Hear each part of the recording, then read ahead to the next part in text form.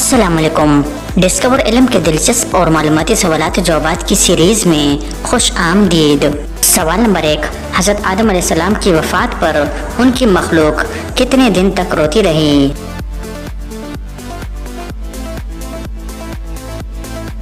सही जवाब है 7 दिन तक। सवाल नंबर 2, मस्जिद में कौन सी चीज का कर जाना मना है?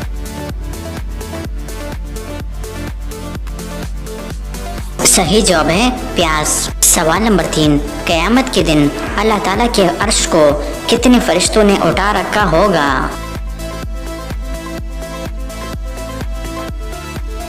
सही जवाब है 8 फरिश्तों ने।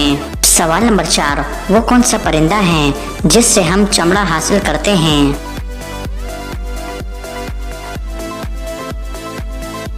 सही जवाब है मोर।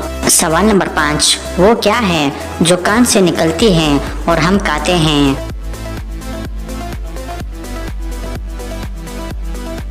सही जवाब है नमक। सवाल नंबर 6, अनानास पाकिस्तान के किस शहर में पैदा होता है?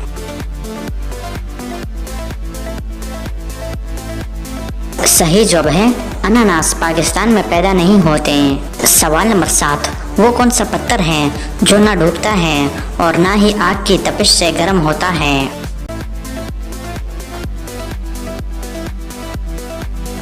सही जवाब है हिजरे अस्वद। सवाल नंबर 8, दुनिया की वो कौन सी मस्जिद है जिस पे हर वक्त बादल छाए रहते हैं?